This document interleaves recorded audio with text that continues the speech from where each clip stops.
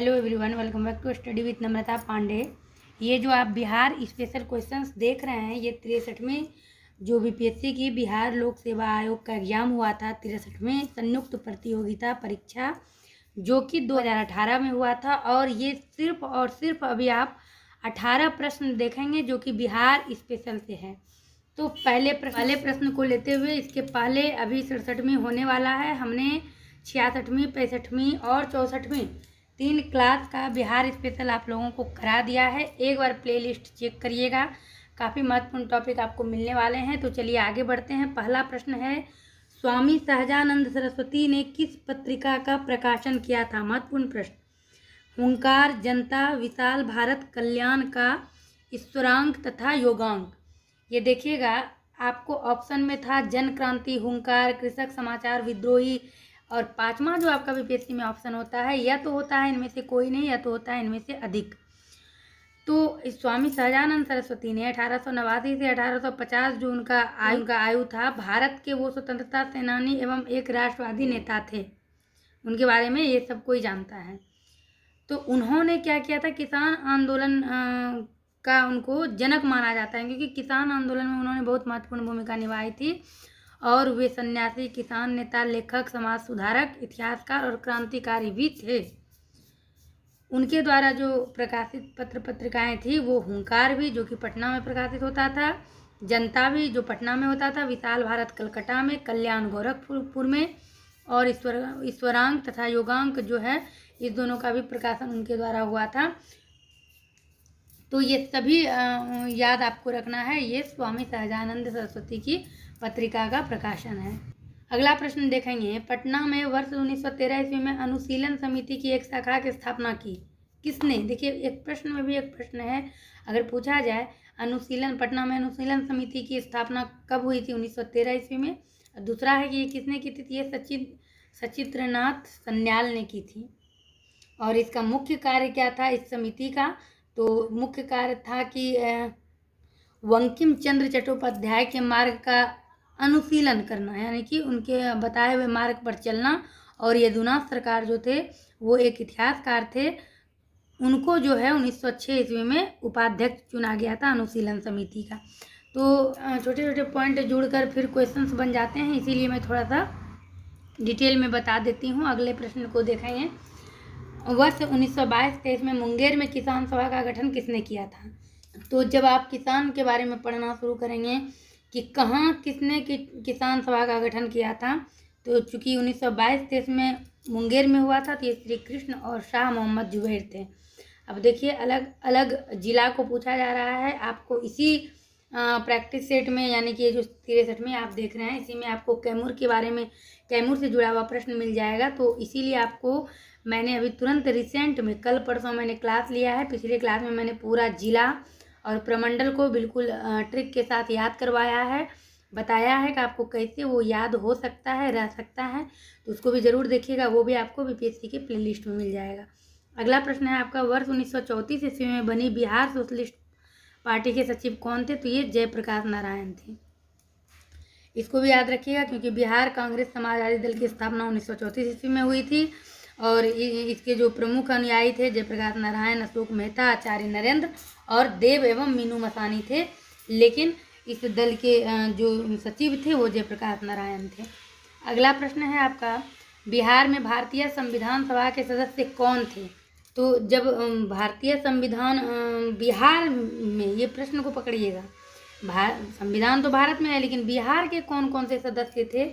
तो जब भारतीय संविधान बनाने के लिए संविधान सभा का गठन किया गया था, तो इसके प्रथम अस्थायी अध्यक्ष सच्चिदानंद सिन्हा थे, जो कि सबको पता है।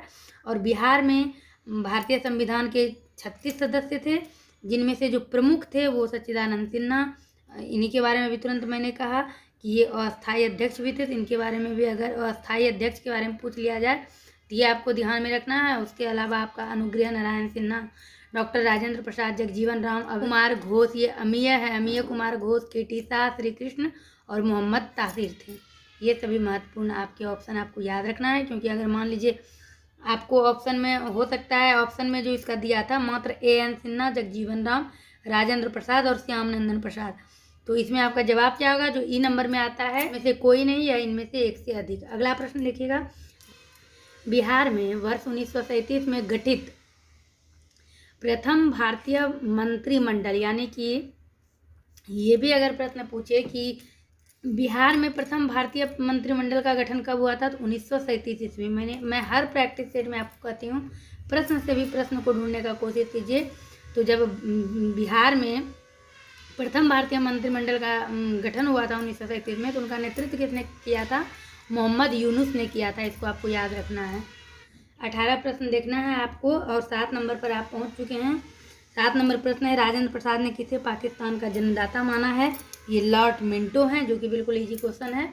इनको ही राजेंद्र प्रसाद ने पाकिस्तान का जन्मदाता माना है, क्योंकि लॉर्ड मिंटो जो थे वो भारत के वायसराय थे और इन्होंने ही 1909 में एक मार्ले मिंटो अधिनियम लागू किया था और इस अधिनियम के द्वारा मुसलमानों के लिए पृथक मताधिकार तथा पृथक निर्वाचन क्षेत्रों की स्थापना की गई थी। इसीलिए राजेंद्र प्रसाद ने लॉर्ड मिंटो को पाकिस्तान का जन्मदाता कहा है। अगला प्रश्न है आपका, पटना लॉन का गांधी मैदान के रूप में नामकरण कब किया गया था?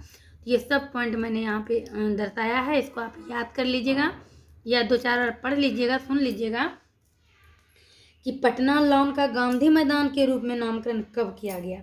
तो 1824-33 के बीच इसका नाम पटना लॉन था। ये भी अगर प्रश्न उठता है, गांधी मैदान का पटना लॉन कब से कब तक था? 24 से 33 यानी 9 साल तक। भारत छोड़ो आंदोलन के दौरान यह मैदान आंदोलनकारियों का केंद्र बन गया, ये मैदान, और अभी भी आंदोलनकारियों का ही केंद्र बना है, जैसा कि आप लोगों को पता है। और वर्ष 1948 में गांधी जी के निधन के बाद पटना लॉन का नाम गांधी मैदान पड़ा। तो ये महत्वपूर्ण प्रश्न है। अगला प्रश्न देखिएगा, बिहार का कौन सा जिला नेपाल के साथ सीमा साझा करता है? ये मैं बहुत कुछ मैप में मैंने बहुत कुछ आप लोगों को बताया है, ये भी बताने का प्रयास करूंगी, क्योंकि मैं जिस तरह बताती हूँ आप एक बार सुनिएगा सिर्फ, तो आपको याद आ जाएगा। तो नेपाल जिस तरह कि आपको पता है इधर है, तो ये इधर से भारत के एक छोर से, और यहाँ पर आपका बिहार है, इसके नीचे झारखंड है। तो पश्चिम चंपारण, पूर्वी चंपारण, सीतामढ़ी, मधुबनी, सुपौल, अररिया एवं किशनगंज, ये सभी नेपाल के साथ अपनी सीमा को साझा करते हैं, यानी कि नेपाल से जो है इस सभी जिला का सीमा सटा हुआ है। ये महत्वपूर्ण है। अगला प्रश्न है आपका, भारत के बिहार राज्य में मौजूद एकमात्र यूनेस्को विश्व धरोहर स्थल कौन सा है? तो गया में है ये महाबोधि विहार और नालंदा में है ये बौद्ध मठ। ये याद रखिएगा, ये एकमात्र यूनेस्को विश्व धरोहर स्थल है। कहाँ? भारत के बिहार राज्य में। अगला प्रश्न देखिएगा, भारत के किस राज्य की वर्तमान मूल्यों पर न्यूनतम प्रति व्यक्ति आय न्यूनतम है? तो ये भारत के किस राज्य में? तो ये बिहार में है, और ये बिहार स्पेशल है। इसका मतलब ये नहीं है कि बिहार का ज्योग्राफी इसमें अलग होगा, हिस्ट्री अलग होगा, सब टोटल बिहार से जो रिलेटेड प्रश्न पूछा गया था वो यही प्रश्न है। तो आपको देखना है, इतना तो आप गेस कर ही सकते हैं कौन बिहार के ज्योग्राफी से प्रश्न है, कौन बिहार के इतिहास से है। और अगर इसमें भी आपको परेशानी होती है तो कमेंट कर जरूर बताइएगा, मैं उसको भी अलग करके आप लोगों को प्रोवाइड करवाऊंगी। तो ये बिहार हो गया। और प्रति व्यक्ति आय जो है सबसे अधिक दिल्ली में है। अगला प्रश्न है आपका, बिहार में नवीनतम वार्षिक प्रति व्यक्ति बिजली का उपभोग क्या है? तो न्यूनतम है बिजली का भी उपभोग, क्योंकि ये 2012-13 में 120 किलोवाट थी, फिर 2016 में ये बढ़कर 256 यूनिट हो गई प्रति व्यक्ति। और बिहार में बिजली की आपूर्ति और खपत दोनों पिछले 4 वर्षों में भारी वृद्धि हुई है इसमें, क्योंकि अब बिहार के लोग भी बिजली का अधिक से अधिक खर्च समझने लगे हैं और करने लगे हैं। तो बिहार में नवीनतम वार्षिक प्रति व्यक्ति बिजली का उपभोग क्या है? न्यूनतम है, लेकिन अब जो है वो भी बढ़ने लगा है। तो अपडेट आएगा आपका, जब आप देखेंगे प्रतियोगिता दर्पण सब, तो उसमें इसका अपडेट आपको मिलेगा।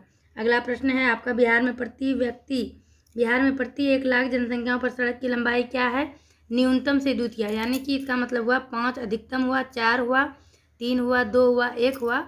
तो न्यूनतम यहाँ पर आप देख रहे हैं 1 हुआ, इधर से ये दूसरा, ये हुआ न्यूनतम से द्वितीय। यहाँ आपको इसी तरह के ऑप्शन मिलेंगे और आपको यही याद करना पड़ेगा।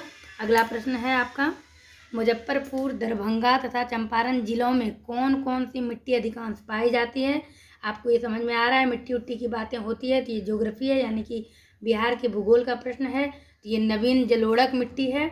और बिहार का सर्वाधिक जूट उत्पादक जिला कौन सा है? तो बिहार के पूर्णिया जिला में सबसे अधिक जूट का उत्पादन होता है, ये भी आपको याद रखना है बिल्कुल। अगला प्रश्न है आपका, त्रिवेणी नहर जो है वो किस नदी पर स्थित है? तो गंडक नदी पर स्थित है त्रिवेणी नहर। और आपको नदी के बारे में भी याद करना होगा किस जिले से, क्योंकि आपको बीपीएससी आप कर रहे हैं तो आप बिहार तक ही आपको सीमित रहना है। तो बिहार में जो आपका 38 जिला है उसी से आपको जुड़ा हुआ सारा चीज़ समझ लेना है, कौन सी नदी या कौन सा नहर, कौन सी नदी किस जिले से होकर गुजरती है, कौन सा नहर किस नदी पर है, तो इस तरह से समझना है। अगला प्रश्न है, जैन धर्म के प्रवर्तक महावीर जी का मोक्ष स्थान कहाँ स्थित है? ये पावापुरी में। पावापुरी आप ककोलत, पावापुरी ककोलत के रास्ते में आपको ये मिलेगा और वहाँ पर जैन धर्म के प्रवर्तक जो महावीर जी थे उनका मोक्ष स्थान है। और लास्ट प्रश्न आप देखेंगे, लास्ट प्रश्न है, कैमूर पठार किसके लिए प्रसिद्ध है? तो चूना पत्थर, बलुआ पत्थर के लिए कैमूर पठार प्रसिद्ध है। तो ये सभी महत्वपूर्ण क्वेश्चंस जो 63वें बीपीएससी में पूछा गया था, बिहार स्पेशल थे। इसमें आपने सब कुछ देख लिया, बिहार के इतिहास को, बिहार के भूगोल को, सब कुछ इसमें बिहार के अर्थशास्त्र को देख लिया, जिसमें कि टोटल 18 प्रश्न थे। तो अब आपको जो अगला क्लास मिलेगा 60वें और 62वें बीपीएससी जो कि कंबाइंड एग्जाम हुआ था उससे जुड़ा हुआ प्रश्न मिलेगा। और काफ़ी हेल्पफुल ये क्लास है आपके लिए। अगर आप दिल से तैयारी कर रहे हैं, जब तक आप प्रैक्टिस सेट को नहीं देखेंगे तो आप नहीं समझ पाएंगे आपको क्या पढ़ना है, कैसे पढ़ना है। मैंने सिलेबस वगैरह सब कुछ समझा दिया है। एक बार बीपीएससी का प्लेलिस्ट चेक करिएगा और बैकग्राउंड की आवाज़ को इग्नोर करिएगा। जिस प्रकार हंस दूध को पीकर पानी छोड़ देते हैं, आप लोग मेरी आवाज़ को सुनिएगा, बैकग्राउंड की आवाज़ को इग्नोर करिएगा, क्योंकि आवाज़ तो आती ही रहती है। तो चलिए मिलते हैं आपसे अपने अगले क्लास में। हर दिन शाम के 7 बजे आता है ये क्लास हमारे चैनल पर, जो कि स्टडी विद नम्रता पांडे के नाम से है। तो चलिए, जो नए होंगे चैनल सब्सक्राइब करिएगा। मिलती हूँ मैं आपसे अपने अगली क्लास में।